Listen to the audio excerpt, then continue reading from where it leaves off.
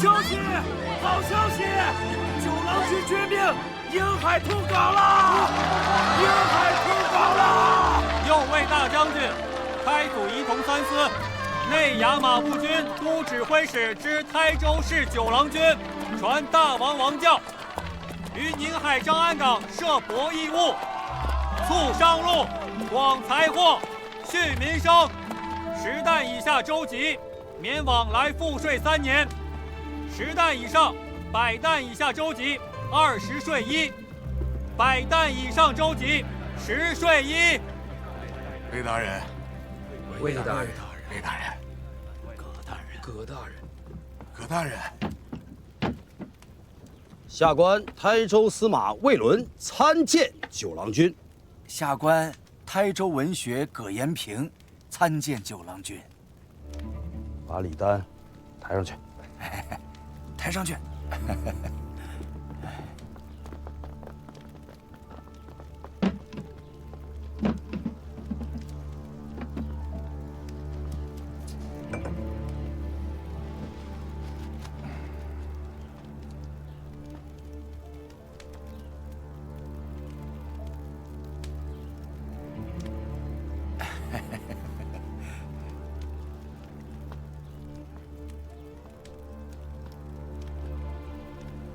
拿下！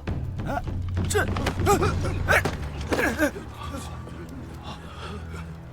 九郎君，这是何意啊？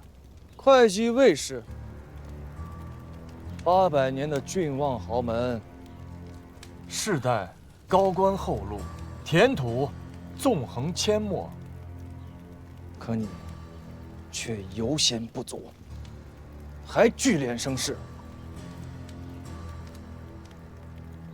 台州5县贫户饥无隔夜之粮，税赋钱粮，朝廷免了，可尔等却是不免。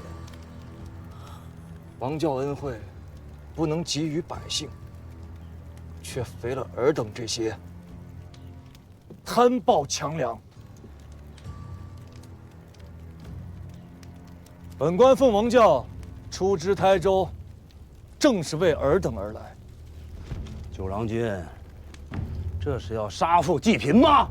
你若不犯王法，纵然本官金节在手，又岂能诛无罪之人啊？九郎君，下官冤枉啊！鲍仆子的后人，居然吃绝户，也是出息了。我乃朝廷的台州司马，你不过是知州。不奉王教，没有相府札文，你只能参我，不能杀我。也对，也对。此处毕竟不是军中，本官虽为大王亲弟，亦不能枉法杀人。那就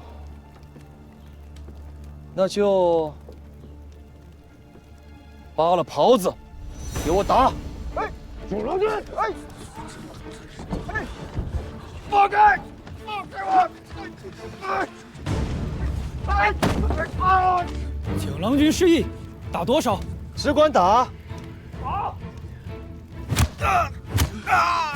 九郎君，下官知错了，不要杀我！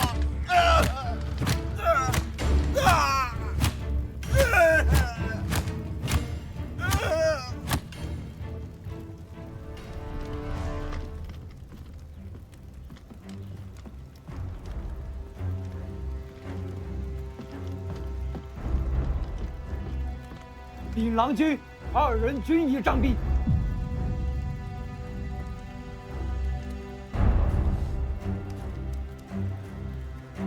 抬下去！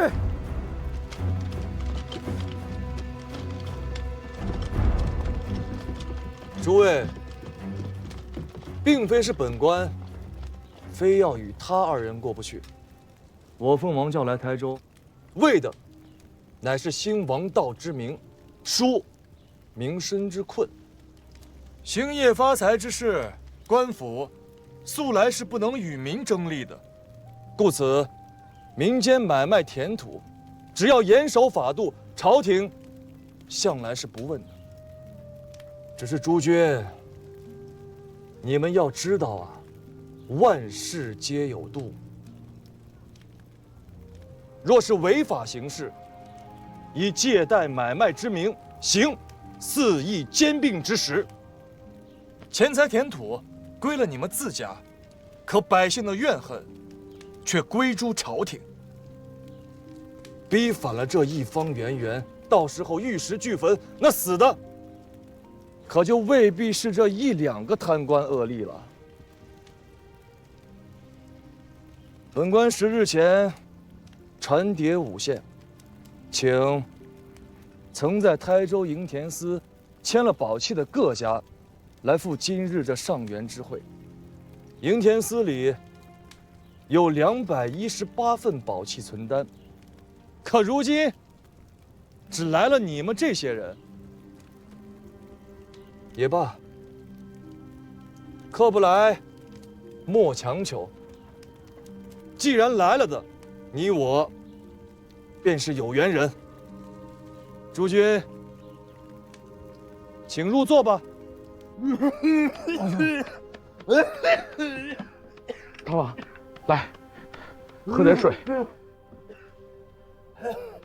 七郎君啊，大王已经3日未曾安寝了，每日就连半碗饭也用不了。这长此以往，这还怎么得了？多嘴。王兄还是早些安歇了吧。朝廷政务有袁相公和臣弟勉力支应，王兄便是辍朝几日，也不会误了国事。南塔那边定下的月款，礼部还是没有回奏。礼部的意思是，向查文辉降将放兵，两国在润州一线罢兵。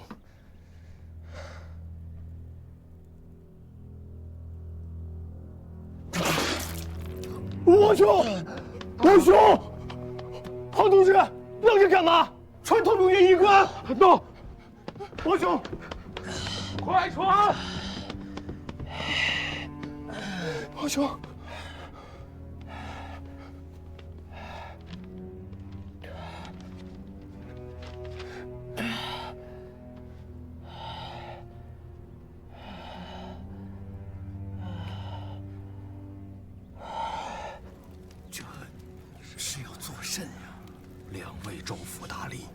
这么被杖毙当场，这位郎君也太过肆意妄为了。人家是皇帝，妄为了，你能奈他何？只是要逼着咱们这些人跳海不成，就不该听家里那些人聒噪。明知是鸿门宴，还来自投罗网。那些大户怎么都没来？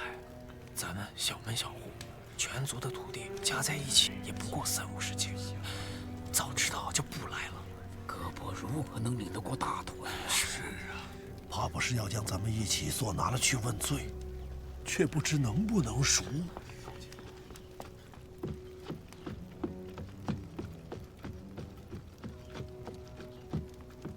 禀告九郎君，黄龙社多艘商船驶来，正入港候泊。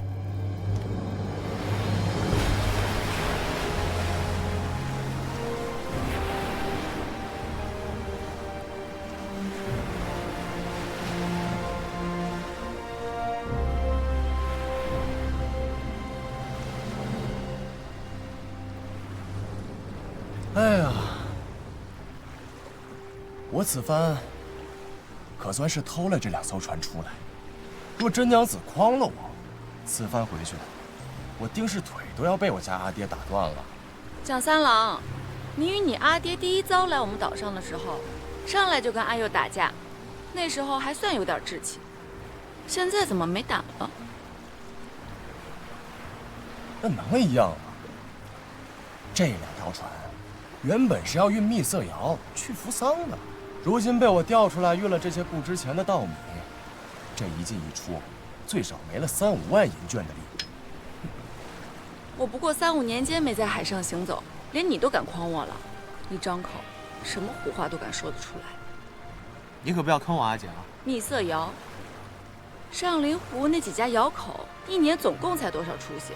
你这一上来2艘船的量。再说了，回至建岳，把东西卖到扶桑，以后你还想不想跟我们吴越有往来了？哟，你们吴越？哎呀，我乱说的，阿姐，莫气。原本呢，运的是团茶，满打满算能有个3、5千的利，便不错了。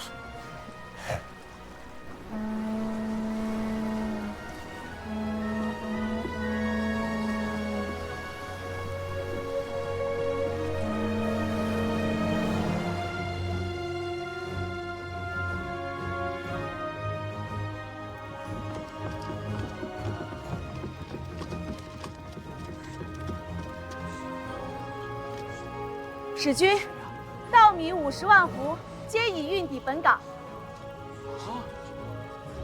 好，回去帮忙啦。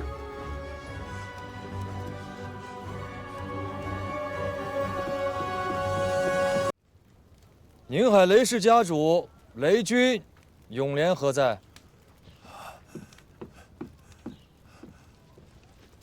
小人雷永廉，请郎君吩咐。去岁3月初6，由台州营田司作保，出粮米2167斛，又36斗，待于宁海县海油镇、长宁、上东、小鱼洼、陈屋、丰远、平波6个里寨506户，待期1年，岁息6分6厘，可对？小人有罪，不该听信了前任县令高明甫的言语，想着趁着灾年，再为族中小辈置办些田产事业，这才鬼迷了心窍，存了夺人田产的卑污心思，牵了这带粮的妻子，还请郎君看在我宁海雷氏素来奉公守法、不堪妄为的份上，治小人一人之罪，宽宥族中恕众。依保期上所约，本溪合计粮米3613斛，又33斗3升。你拿着代契来找本县新任县令秦民甫做拒绝凭证。作罢，你便可以领着人去张安港，把那些粮米运回家了。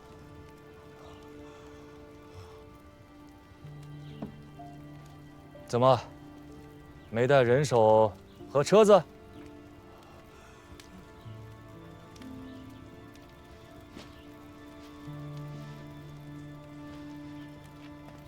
雷太公，请起。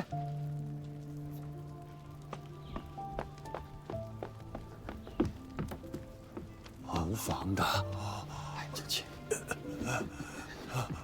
县衙里的巡定义夫皆在此处，粮食也不会长腿。您只管遣小厮从人回去，换人雇车来运便是。雷太公，随我做个拒绝凭证。来。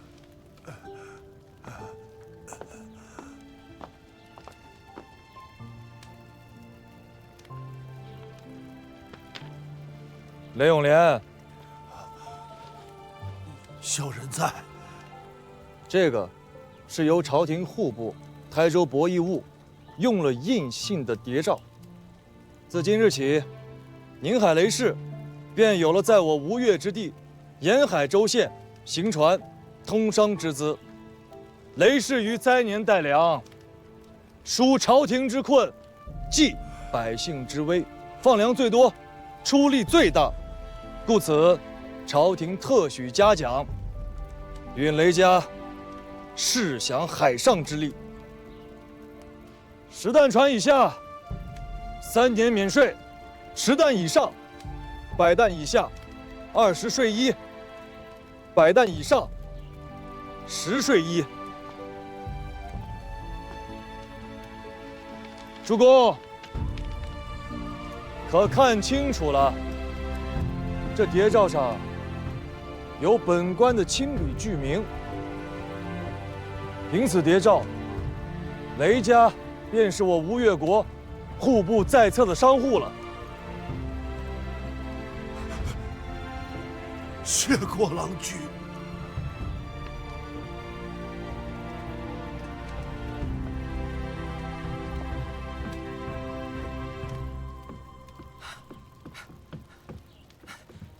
敢问郎君，是只有雷氏有，还是凡是带了2米出去的人家都有？你是哪家？松门山甘氏，甘月，请郎君恕小人无礼。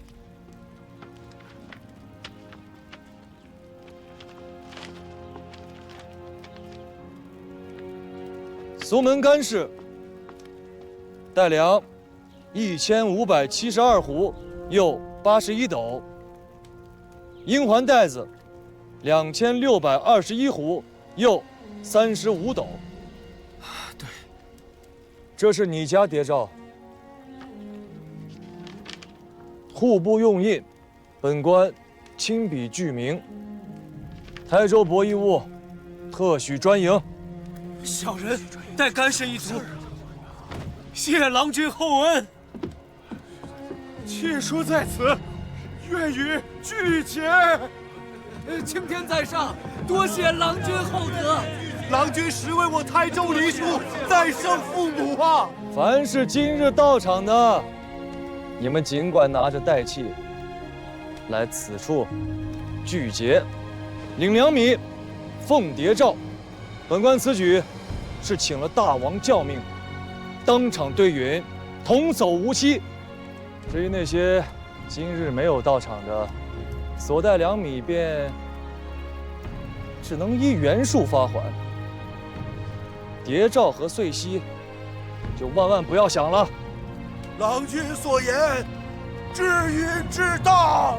郎君所言，至允至当。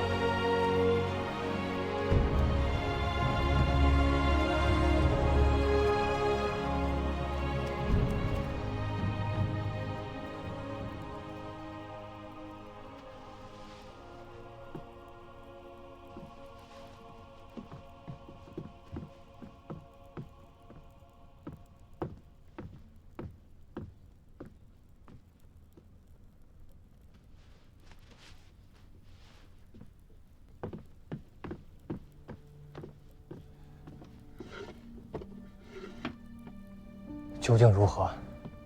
说实话。大王劳累过甚，体气虚弱，卫外不顾，风热克肺，正夜成痰，损伤肺经。说人话。看大王的症候，像是像什么？肺痈。肺痈。郎君，大王平日心火太重，痰热积摄，蒸灼肺腑。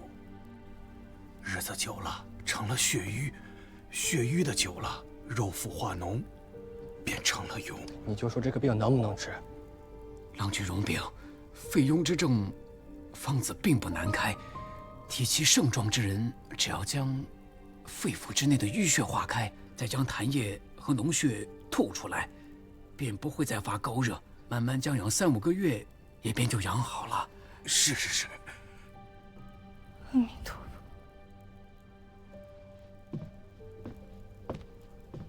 既然如此，你们2人随我到外殿开房子。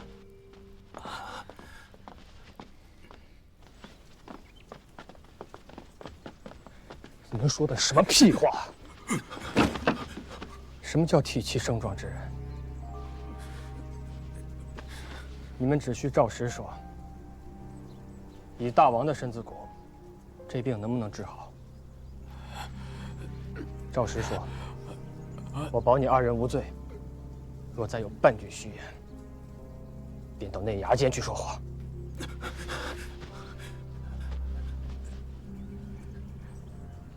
大王，时少，事繁，恐怕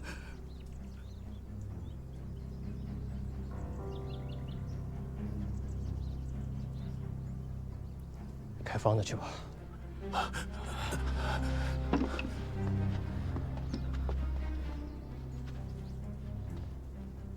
管好自家的这张嘴，莫要误了河族上下几十口人的性命。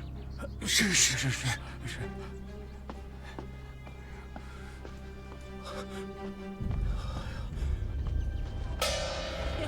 九郎做了台州刺史，均谕各户农人小支，待子拒绝官饮，粮债一笔勾持，天气即日发还，河晏兵败他时，各自安回乡里，错误今岁春时。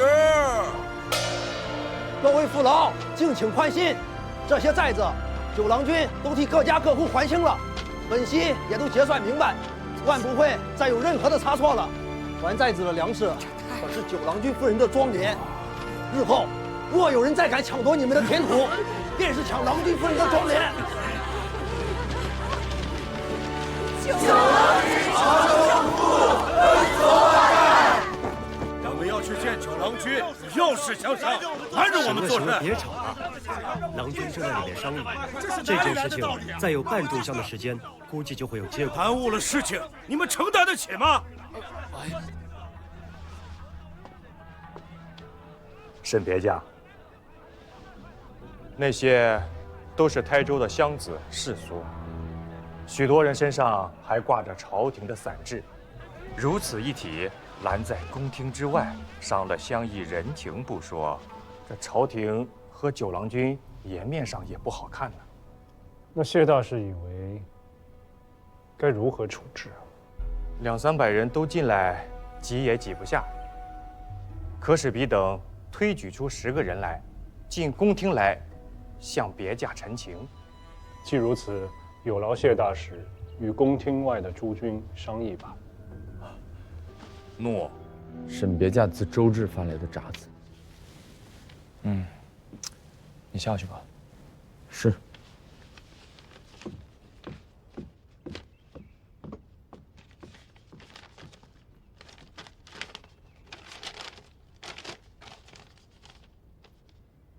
周成出事了。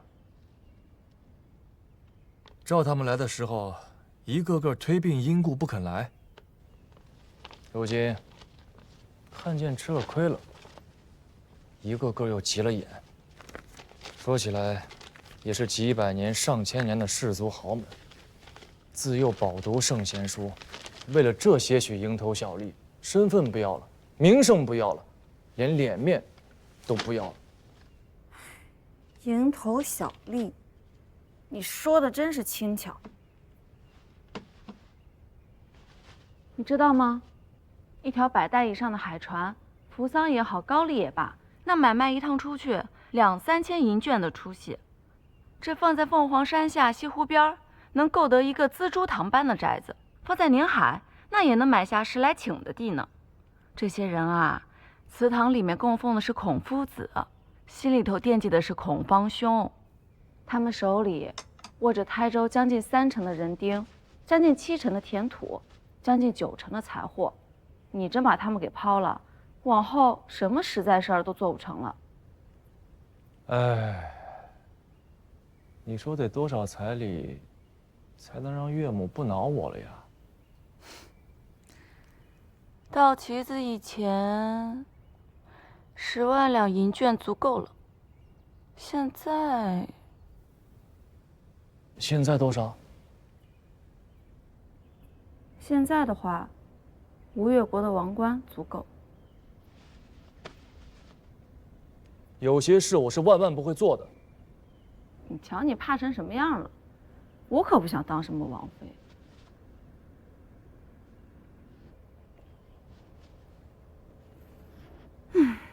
这劳什子是真难弄。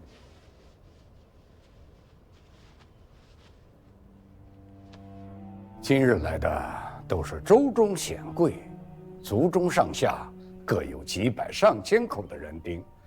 朝廷与台州通港设帛一物，我等甘愿竭诚报效，相助其事。去年带出去的粮米，本就是为了解朝廷之困厄，济离庶之危难。谁家也不曾指望那点子本息生利，利息也好，本金也罢，只当是给大王和九郎君做了捐书献纳。今日在此的294户同道，共计2366张代契，就在宫廷之外的箱子里。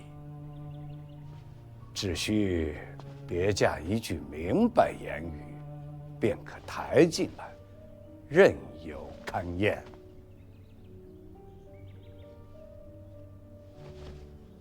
诸君的意思，沈某听明白了。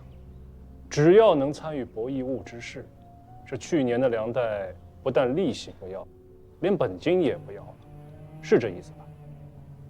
正是此意，这是我台州上下对大王和九郎君的一片拳拳致意。这利息嘛，九郎君有言在先，诸君也未曾赴上元日宁海之会，本就没什么利息。至于这本金，朝廷有信义，绝不会肆意盘剥民财。诸君请放心，1升2米都不会短少了诸君的。哎，博弈物，诸君真的是来晚了。这九郎君赴任台州，户部只给了九郎君100张用印的谍照，上元日便都发完了。诸君若是再有所起，怕是要去西府王都寻户部和大王说话了。儿戏可找大王呢？如何呀？今日这2366份带粮的契书，本官怕是见不着了吧？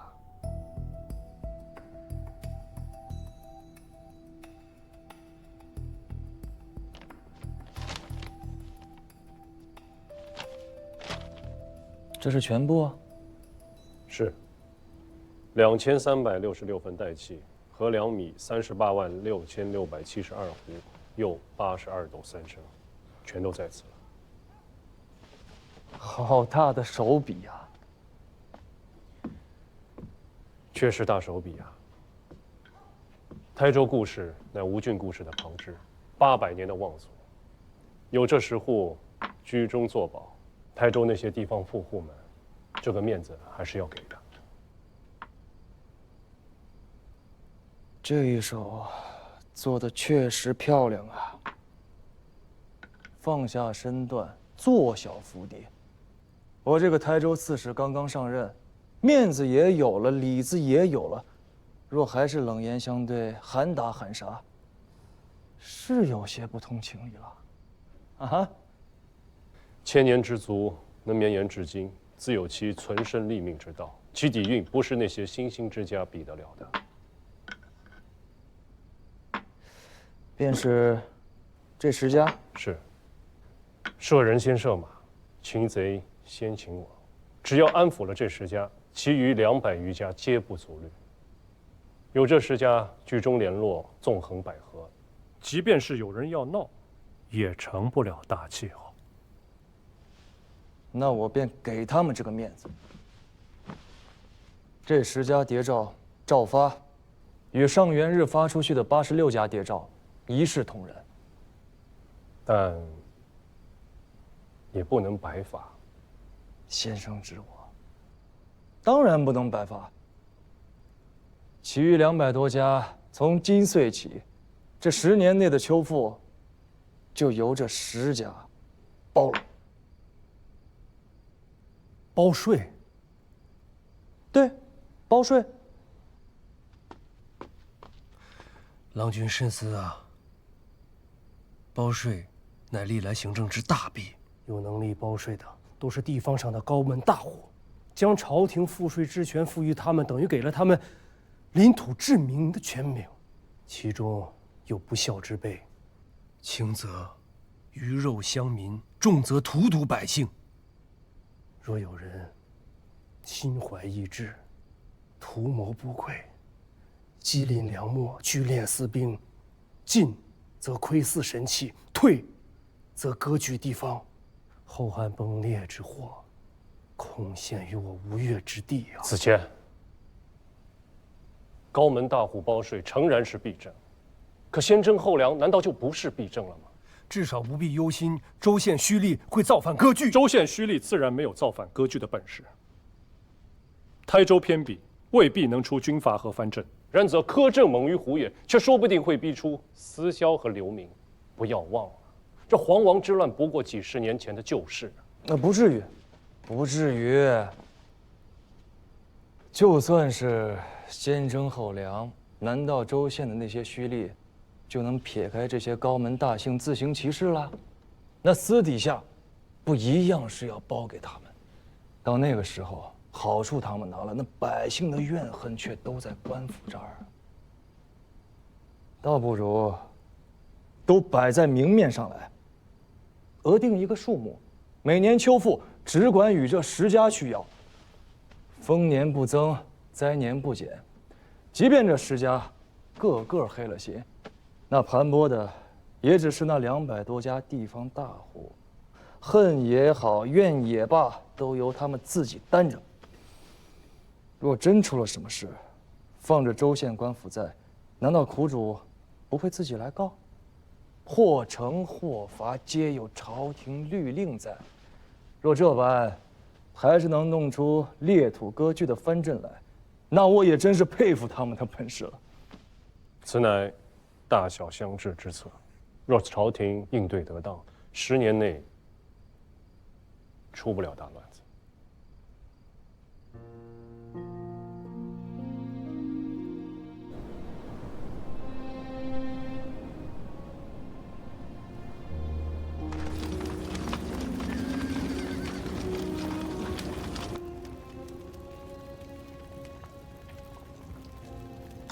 副帅，回来了。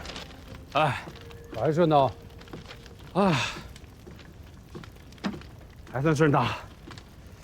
哎，李谷亲自押粮，路上还走了趟白马线，账目和损耗上没有太大出入。李谷亲自跟你交接的？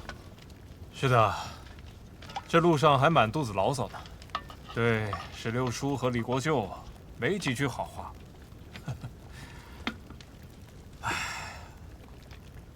哎，还有胡椒和茱萸吗？都吃光了，凑合着吃吧。行。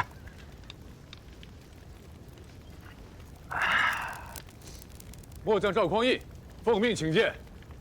元朗，进来。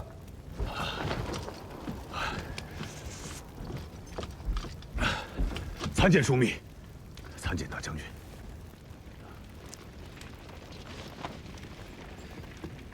元朗，这是给冯令公的书函，你替我回趟京师，顺便看看父母，接点婚假。末将领命。吃过饭了吗？好歹吃一口啊！天气冷，肚子里有食儿，心里不慌。那，哎，此番回京，在家里安生住上几日，不必着急。若有闲暇，就到枢密府上给你嫂子报个平安。可有手信要我带给嫂嫂？去过相府之后，替副帅到左卫上将军府上回几句话。去见他。这是枢密的意思。他毕竟是储君，副帅身为西府副二，国家重臣，不方便公开结交皇嗣。你就当是替我去的。可他若问及这边军中机要，我该如何作答？他问你什么，你就回答什么，如实回答便是。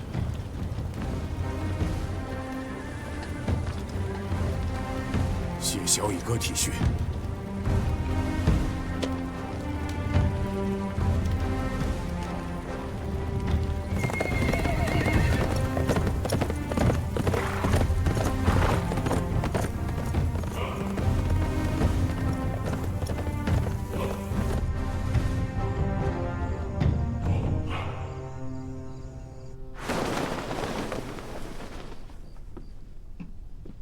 喜欢吗？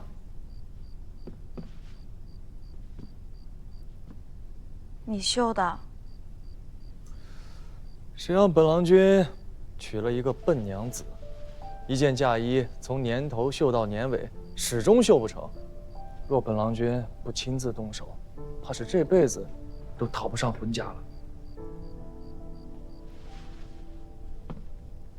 怎么了？看看。没事。哎，你躲什么？真没事儿。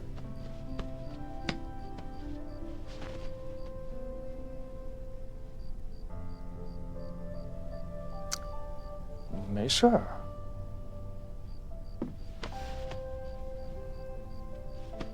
傻子。疼不疼？不疼。屁。